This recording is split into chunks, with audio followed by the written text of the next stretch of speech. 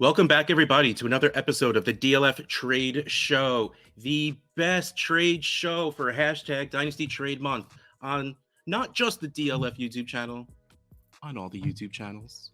Oh. Boom! Yes! Okay, we are here. Russ Fisher, Addison Hayes at Dynasty Outhouse, Adam Hayes _.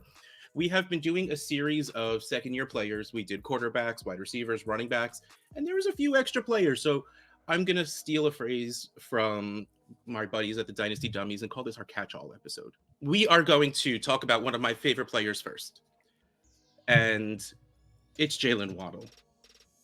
I like Jaylen Waddle a lot. I love Jaylen Waddle. Yeah. I'm going to raise you one. It's the first trade done by fellow DLFer at Shane is the worst. I keep forgetting what his actual handle is because Shane is not the worst. Shane Manila is wonderful and beautiful and mwah. Jaylen Waddle and a 23 first for CeeDee Lamb and the 207. Jaylen Waddle comes in at 612.6, a 23 first, 365.3. CeeDee Lamb comes in at 676.2. Only the 64-point difference. That feels small, but and that's what it is. And the 207 comes in at 112.8. This comes in a total for the Waddle side 977.9, CeeDee Lamb side 789. I am completely with the analyzer on this. I mean, to me, it's very easily the Waddle side. I think production will be insanely close between the two of them that give me that first over the 207, and even forgetting what we think of the 2022 class and the 2023 class. Take like a complete year agnostic. Give me the future first over the 207. Oh, every day. Jaylen Waddle is wide receiver 8. CeeDee Lamb is wide receiver 4 or 5, depending on which ADP you're looking at. So and some people will still have him at 3 because of that age, because of what we thought of him coming in. So, and especially now too that Amari's gone. This is made pre-Amari, but definitely now. Very fair point. We might be at a point in, I'll give a heavy quotes consensus value. They might be equal. They might be very, very close in value. So again, when you have such a disparity between the picks, the 23 first and the 207, probably whatever side you put that first on, I'll take. It just makes me very happy it's on the Waddle side because I will easily take Waddle. Oh yeah, 100%. I mean, I am in the camp that I would argue that Jaylen Waddle might be ahead of CeeDee Lamb in Dynasty, at least in rankings, because Waddle put up a season in his rookie year that we've never seen CeeDee Lamb put up. Because I mean, if Waddle didn't get hurt and miss like the 2 games that he did, he would have been a wide receiver 1. I think he finished as wide receiver 13. He would have been a wide receiver 1, if not top 10 for sure. CeeDee Lamb has never been inside the top 20. So, and I know that potential is there. And, we want CeeDee Lamb to be the DeAndre Hopkins kind of guy for the Dallas Cowboys. And now that hope is even more alive because Amari Cooper is not there, stealing away targets from CeeDee Lamb. But Jaylen Waddle is that dude. Like you said, I mean, he was already so good in the role that he had, and they haven't even utilized him as a deep threat, which was his best trait in college at Alabama. So, yeah, I'm so excited for Jaylen Waddle in this new offense. I don't care that his quarterback is Tua. If people think that Tua is garbage or bad, they're wrong. We both are very strongly opinionated in favor of Tua, and it has been shown on this show plenty of times. But yeah, I totally am taking the Jaylen Waddle side. But I do agree with you in the fact that the main differentiator is that 23 first versus the 2.07. And if you swap those picks to Lamb in the first for Waddle in the second, I would take CeeDee Lamb for sure. Yeah. But yeah, I'm definitely in love with Jaylen Waddle, and probably a little bit more so than CeeDee Lamb. So you would take Waddle over Lamb straight up? Probably, but I know that is not the value. I could very much see a reason why people will hold Waddle below Lamb, because Lamb has that ability to be that guy, to be that prototypical X we love to see these days, which means go out, run down, jump over someone to get the ball, or put him in the slot, run a quick slant, and take it to the house. Like, that is CeeDee Lamb. Yeah. We just need that offense to do that. Yeah, he has the ability to be Jaylen Waddle. That's nice for him. Oh! All right, let's move on to this next one, which is very interesting from the other side. Little surprised this didn't find its way into the horrible trades, though. Mm. So you have someone who is holding on to Jaylen Waddle, and they don't think he's that guy. They're, I have a bad team. I have Jaylen Waddle on my team. I don't think he's really worth 612 points in the analyzer. Let me just see what I can get. Juju Smith-Schuster, Michael Carter, Jameis Winston, the 209, and Kadarius Toney. Like, this reeks of rebuild. This is absolutely has to be the situation because that is a whole lot of young players. Juju Smith-Schuster 157.3, Michael Carter a disrespectful 124, Jameis Winston 104.1, the 209 95.1, Kadarius Toney a very low 80.2. The package adjustment is more than Kadarius Toney and the pick. The package adjustment is more valuable than Juju. That's rough. That's rough. But I mean, in a 4-for-1, that's kind of how it has to go. Even if you put that back, we're talking 612 to 554. No, 550. Yeah, you're in there. Which is not Jaylen Waddle's amount. So I would love to be able to do this. Now, don't get me wrong. I love Juju. I love Michael Carter. I think they will both be fantasy every week starters. I think Jameis Winston has the ability to come in, be a QB2 on your team. If anything, he will be a starter because there's not that many good quarterbacks right now, especially through free agency. So he'll gain value the second he gets signed somewhere. And Kadarius Toney just has that ceiling. We've seen him be very dynamic, even though we've also seen him be very hurt.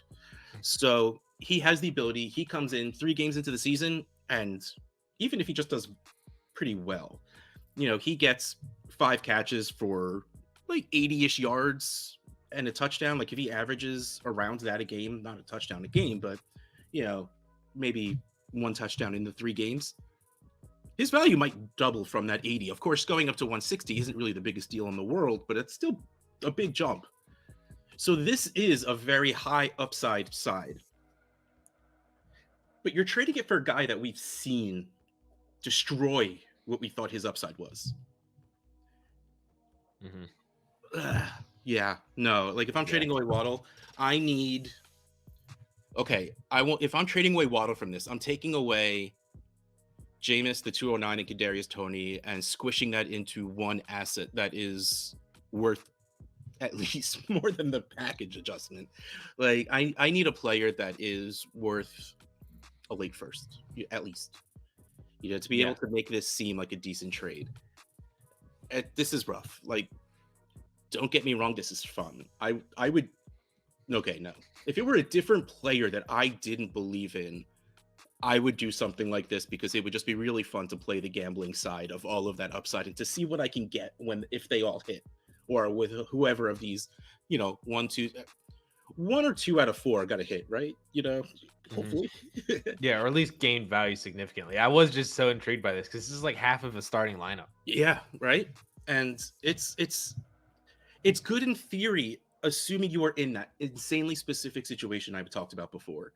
You're a young rebuilding team and you're terrible except for Waddle. That's the only reason I could see a young rebuilding team needing to trade away Waddle, because otherwise you build around that guy. But if you have nothing else to trade away and you don't have any picks, you have to do something like this. You don't have a choice. There's no other way to build your team. Yeah. This is the right idea. I just don't think it was executed perfectly. Yeah. I could definitely see it, how it's like kind of like a lotto ticket, like you're saying. Like, if everything kind of goes right, I could see you trading Jameis Winston for a first in a Superflex league to a team that really needed it. I could also see potentially Michael Carter getting traded for a back end first if he starts producing kind of like what he did over that stretch in the middle of the season last year to a contender.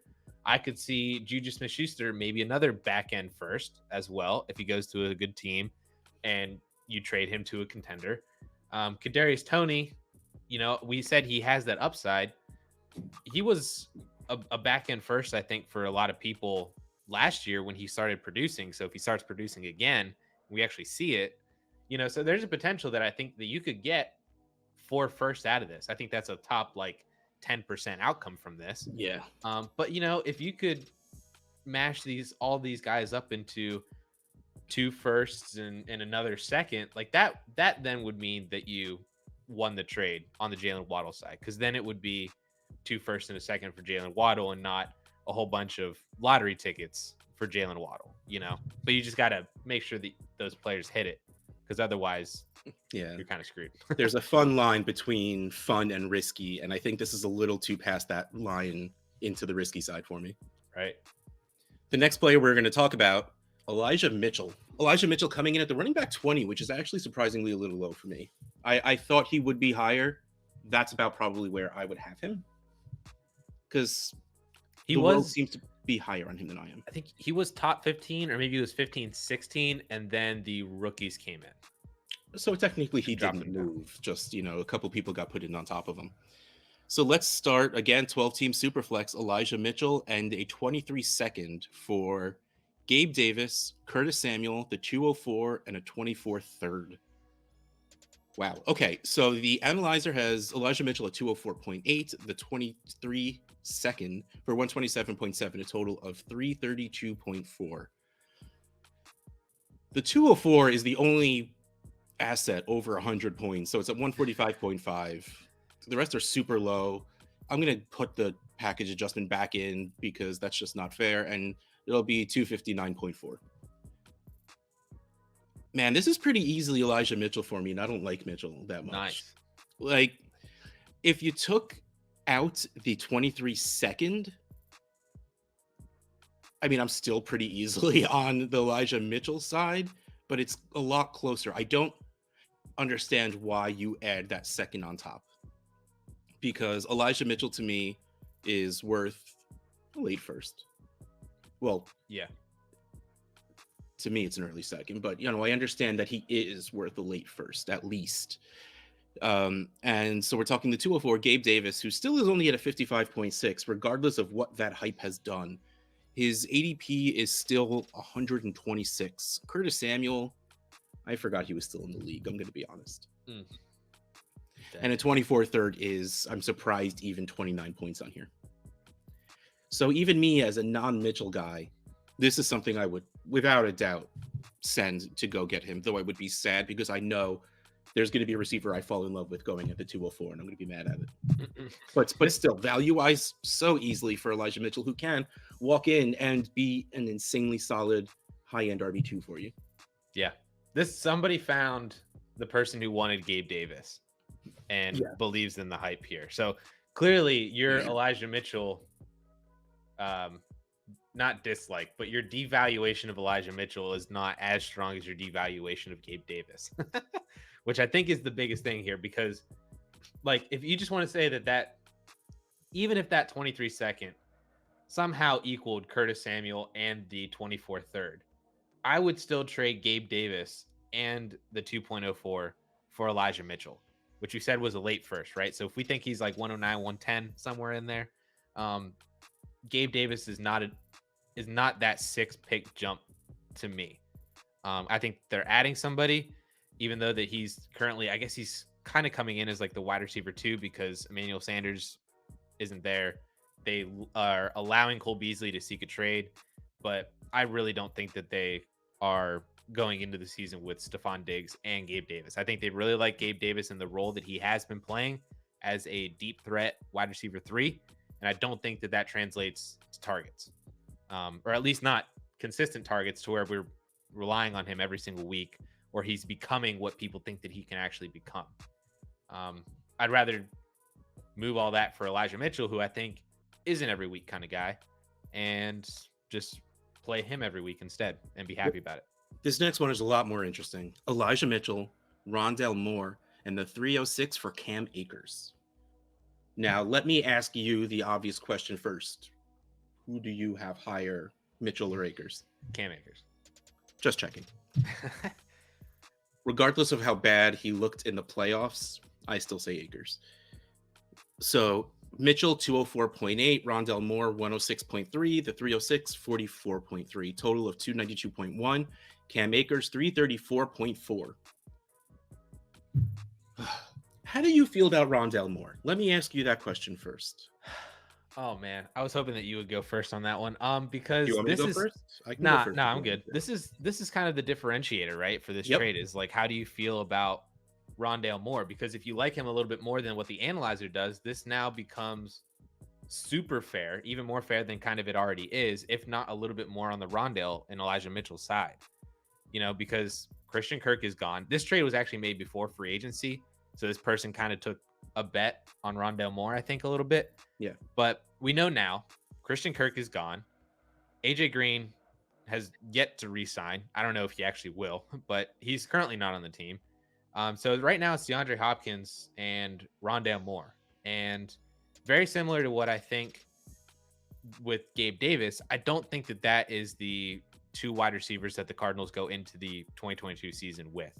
I don't know if that means that they sign like Juju or somebody like that, or if they draft like another second or third round pick, like a George Pickens kind of guy. I'm not really sure what that means. It could honestly just be somebody on day 3, and Rondale Moore is that secured wide receiver 2 on the team, but they just added a little bit of depth. So I think the weird thing about Rondale Moore is the fact that his usage last year was so weird. Like he had like a negative ADOT, and that is not good for fantasy unless he's catching like 8, 9, 10 passes a game. Like he literally has to have like the receiving volume of Christian McCaffrey to be like really good for fantasy with that kind of utilization and ADOT. Otherwise, that ain't it, So I tend to be a little bit more pessimistic on Rondale Moore and that ability to translate to a solid, consistent fantasy option, which makes me still lean towards Cam Akers. I like moving Cam Akers down to Elijah Mitchell and something, but I don't know if that something to me is not Rondale Moore. I think I'd rather have a different kind of upside wide receiver than Rondale. I really like Rondale Moore. I really like him, the player. He's good. I mean, that's what it comes down to. I'm a sucker for the guy who was a big deal. Ah, crap, he got hurt.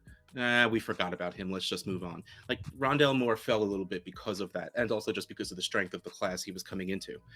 But he was always insanely talented. He's on a very, very potent offense, if you will. And Kingsbury has, from the very beginning, wanted a 4 wide receiver offense. They went nuts drafting wide receivers in his first year. Kirk is still hanging around. Unfortunately, Hakeem Butler didn't necessarily work out. There's a couple. Andy Isabella, right? Yeah. But last year, if you can tell me I have DeAndre Hopkins, even if he's a declining AJ Green, but I still have AJ Green, Christian Kirk, who knows the offense, and then Rondale Moore. Rondale Moore is going to be the 4th guy there. Sure. And that's what we saw. And either something didn't necessarily fit, or Rondale Moore didn't pick up what Kingsbury wanted, or if they were easing him in, I don't know. But I'm hoping something clicks in a full offseason where now AJ Green and Christian Kirk are out of the way. They're absolutely bringing other wide receivers in. Like, that is not a question in my mind. Like, they have to. They don't have anyone after Hopkins and Rondale. I'm sorry, Isabella is still on the team, but sorry. So yeah, they're absolutely bringing someone in, but I do believe his usage and his hopefully understanding and fit into the offense will work better. Again, hope was used a lot, if not out loud inferred. And I completely understand that, but I believe in the talent and I believe in the offense. So I'm hoping those two things fit like a puzzle and everything clicks. Yeah. I don't know if it does, but I would take that bet. I would do this trade because I do like Akers, but I don't think Akers is going to have a large enough role to break into the top 6 running backs score-wise. Okay. So if I can get a guy like Elijah Mitchell, I needed to look to make sure I was saying the right last name, who will finish as most likely mid-end running back 2, high-end running back 2 if he stays healthy, but we'll have a few weeks where he gives me RB1 numbers and then give me that guy I like Rondale Moore on top and the 3rd for the heck of it. Sure, I would do that. Yeah, that makes sense. To me, it's just Rondale, and I'm looking at ADP and I'm trying to find replacements for him that are around-ish his range. Like Tyler Boyd Michael Gallup is behind him. I don't know if that's still going to be a thing because of Amari. I wonder if his injury is going to still keep him down. But yes, Gallup, I Maybe. think, should be moved up. DJ Chark. Juju is actually a couple rounds ahead of Rondale Moore, but I feel like the sentiment around Juju might mean that you get that done. Elijah Mitchell and Juju for Cam Akers.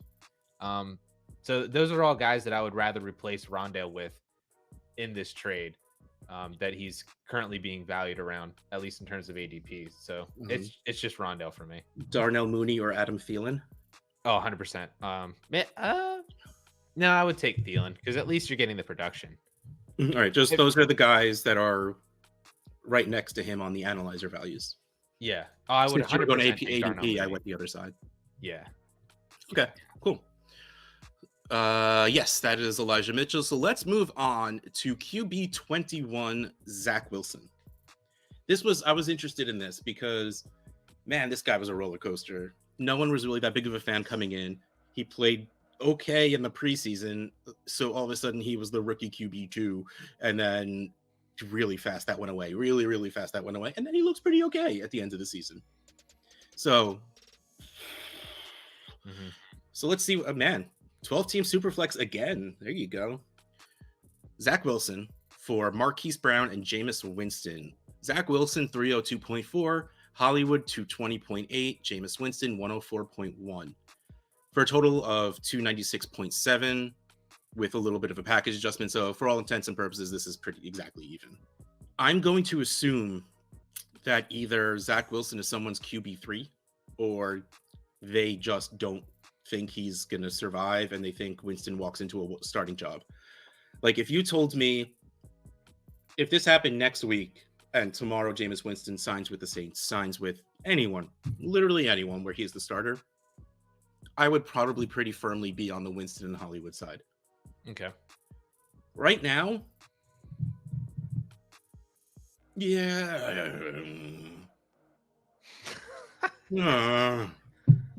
See, I'm just not that big of a Zach Wilson guy, but he's young and is going to get a lot of time to start. When was the last time Winston signed more than a 1-year deal? Yeah, that's fair. So that's my only big issue. If I am a competing team, I think I would do this. I would feel better doing it after Jameis actually signed somewhere and it was less of our conjecture that he will just walk into a starting job. But to get Winston, who will score more points than Zach Wilson, and Hollywood, who, when Lamar was on the field, was doing really well. Of course, we all say Bateman's going to come in and take a lot of targets away, but if they pass nearly as much as they did last season, I don't think it matters. Like I think Hollywood would still be absolutely fine. High-end wide receiver 2-ish, like that's great. Especially when talking 220 points and for Zach Wilson. So I think like 90% of the time I take the Hollywood and Jameis side. Your analysis didn't help me at all to make a decision on this one. It's not why I give it, Addison. It's not about you. That's fair. That's about fair. Everyone wanting. Yeah, I think I take the Jameis Winston side because I know that he's going to give me weeks where he just throws 4 touchdowns, kind of no matter where he lands.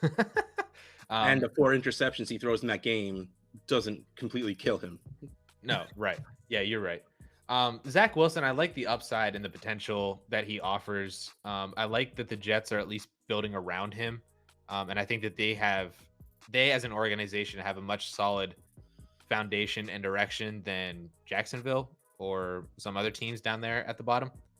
So it gives me a little bit of hope for Zach Wilson. And obviously he's throwing to Elijah Moore. So that should be really helpful.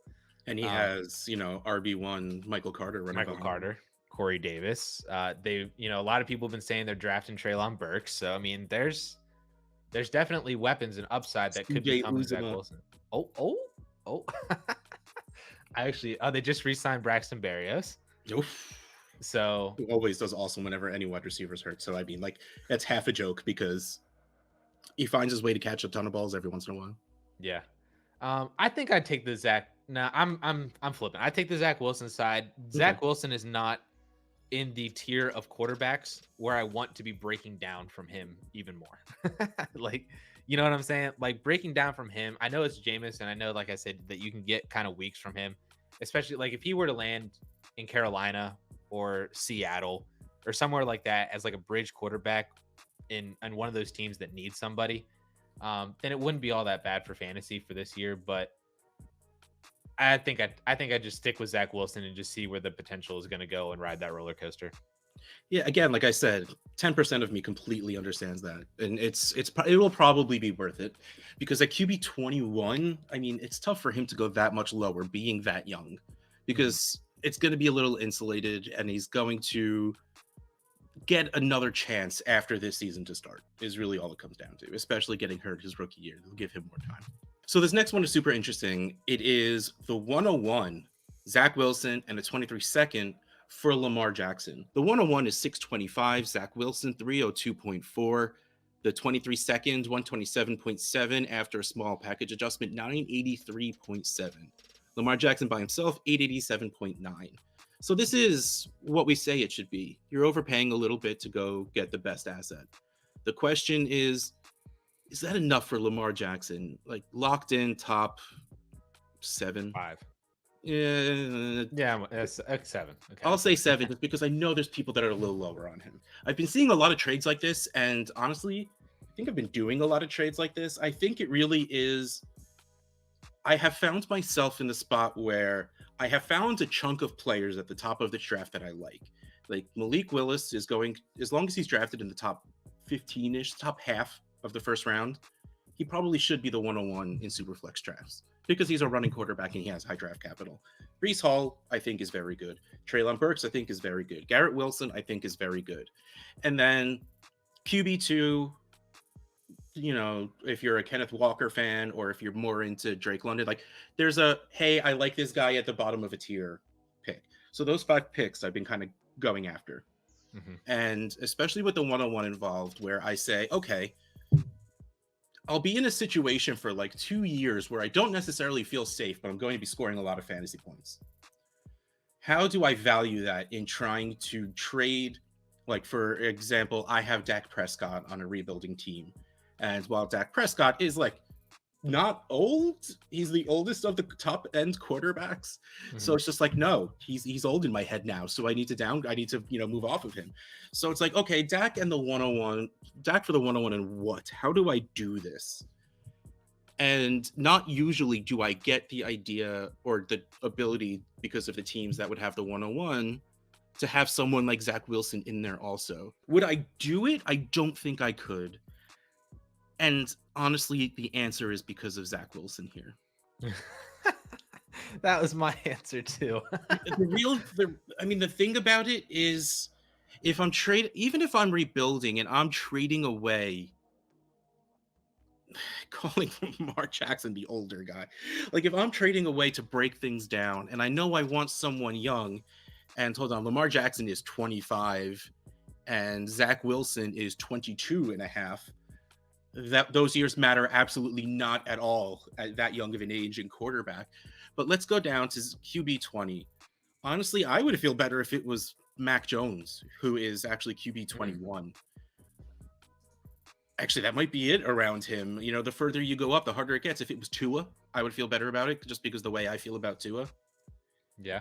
But there's not many people in his range otherwise. Like Tua is already QB 16, and going down, there's no one else I feel safe about.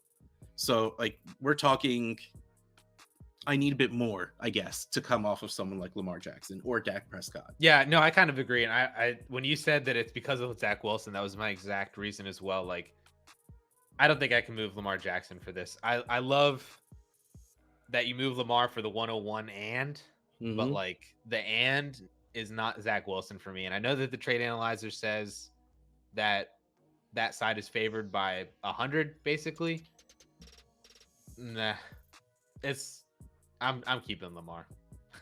Yeah, and it's really, and value wise, again, the analyzer is right. Putting those stuff together, that doesn't mean just because the value's there doesn't mean the ideology is there. Doesn't mean the psychology is there. Doesn't mean the warm and tinglies are there. And those other things are why analyzers are just part of the process. They are not. There is no Bible when it comes to trading. There's no, this right here says we should do the trade, so we do the trade. Well, this trade is Zach Wilson, Mac Jones, a 23 second for Deshaun Watson and Khalil Herbert. Again, this was before the news of the charges being dropped, the criminal charges being dropped for Deshaun Watson. Zach Wilson, 302.4. Mac Jones, 299.6. A 23-second, 127.7. Very, very small package adjustment puts it at 700.5. Deshaun Watson coming in at 461.7, which is going to shoot up the second he's on a team because double immediately. Yeah, he's going to roll into that top 7 quarterback and push someone out. You know, if you had hopes of Burrow staying up there, he's probably the one that's getting pushed out. And then Khalil Herbert, 27 points. Like Khalil Herbert is the package adjustment. So cross out Khalil Herbert and the package adjustment, and you have your trade of 700.5 to 461.7. I would do that. I would send Deshaun Watson and get these two guys. Really? If you're in a league that is willing to move quarterbacks, especially if a league that is willing to move quarterbacks without getting one back, I would do this because having Mac as my QB2, Zach Wilson as my QB3 with upside is fun to me if I can get a solid QB1 on top of him, or just like Kirk Cousins, you know, someone older and cheap that I know is going to produce. If I can get Aaron Rodgers kind of cheap because he's 39 and who knows how long he's going to keep playing for, because in like 3 years, his cap hits $75 million. You know, so you get someone like that, Tom Brady, who know every year to year, you're going to be terrified he's retired. Give me that guy. Give me the old guy that I can play along with Mac Jones and with Zach Wilson underneath. I feel safer with that than I feel being worried about Deshaun Watson. See, I'm not worried about Deshaun Watson. I don't think so. There was a very good conversation on the DLF podcast, which is up on YouTube. And now I was listening to it. I was editing, but I was also listening to it. But they were talking about how even if Deshaun Watson gets suspended for the entire year, which I think is worst case scenario, but then he's back in 2023. He is a 27-year-old quarterback next year, who we know was top 5 in a really bad situation with really only DeAndre Hopkins to throw to. So his situation could actually improve somewhat, and he's still that young elite quarterback. And like you said, his value is going to double like almost instantaneously. As soon as, like, if the news breaks today, like when you're watching this, you might already know where Deshaun Watson was traded to. Yeah, that's very true. So as soon as that happens, and as soon as we get clarification on if he is suspended, his value is going straight up because now we have a clear understanding of what's happening with Deshaun Watson. And I'm taking that over Zach Wilson and Mac Jones. I like the prospect of having 2 quarterbacks at that rate. But to me, I mean, Mac Jones is never going to do what Deshaun Watson can do. Oh, no. And Zach Wilson, I think, can do it. I think that's like a top, very small percentage outcome. Yeah.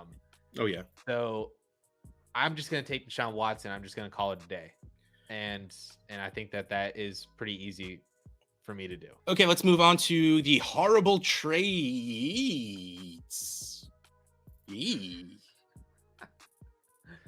I did not expect to see this. All right, here we go. 12-team 1 quarterback. We have the 22-105 and Elijah Mitchell for 23 firsts, 23 third, 4th, and 24 4th. That's a lot of picks. Would you trade the 105 in a 1 quarterback league for a 23 first right now? No. I would keep the 105. I would trade it for 23 first right now.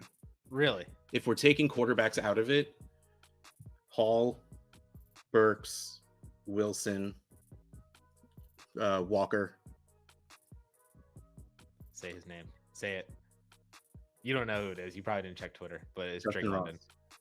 Drake London. I know Justin the answer. Ross. Okay. Team Clemson, big wide receiver over here.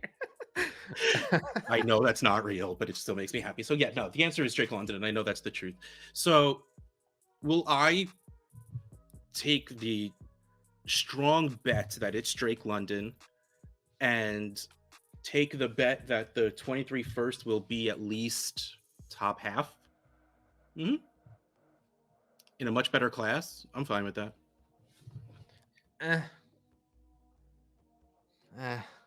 I would take the 105 over a 23 first. But you're also not sending 2 23 firsts for Elijah Mitchell. There it is. There's that one. Would you trade Elijah Mitchell for a 23 first? For one, yes. I would take the first over Elijah Mitchell. In which case we are saying, okay, because 380 to 365, that is pretty much a cross-off. So the 105 for 2 23 firsts, the third, fourth, and the 24. I'm going to stop talking about the fourths because that's too much of a mouthful for no value whatsoever. So you're paying 2 firsts and a third for the 105. That's a lot. No. Like if you took away second first and it was just the first, the third, and the fourths, cool. Yeah. But like an extra 23 third is a lot to just throw into something. I was just so confused by this because I was like, props to this person for accumulating 3 2023 firsts. I was gonna like that's awesome. But then that person sat down and they said, I need to move these. And I need to move them for the 1.05, which I'm okay with. You know, if you want to try to see if you can get that deal done, then you're like, and Elijah Mitchell. All 3 of these first for the 105 and Elijah Mitchell. And I just don't know. I don't know where I would hope to say the dynasty sharpness that went into acquiring the 3 23 firsts. What happened between that and then moving those first for Elijah Mitchell in the 105? Like you maybe, can you see who made the trade? Was it like Steven Mitchell? No, don't actually look. Yeah, like this person like probably has to be a very strong believer in Drake London or a very strong believer in Elijah Mitchell, maybe even both. And if that's the case, cool, go get your guys. Man, I would not do that. Oh, I don't know if I read it out loud. 779 to 1018.7. So we're at a difference of 240. So we're at the difference of, okay, well, a random 23 first is 365. So maybe like a late first. No, mid first, 22. No, because the 105 is 397. Late first. It is decided. Late first. No, can't do it. Not going to do it. Won't do it. Like, seriously, the 23 firsts and all we're holding them up to be, this isn't what you do with them. No. Not like this. No. The DLF Trade Show. Not like this. Our new tagline. All right. Well, thank you for hanging around for another episode of the DLF Trade Show. Russ Fisher at Dynasty Outhouse. Addison Hayes at AmazeHayes_. Get rid of the underscore. The guy's, he's got to be gone by now. If not, we'll find him. We'll send him a message. It'll just be a GIF of someone doing this, and that's it, because we have nothing to back that up at all. We're a bunch of nerds. All right. Well, yes. DLF Trade Show. Maybe edit out the me threatening somebody just in case. I don't know. Don't edit it out. Catch you next time.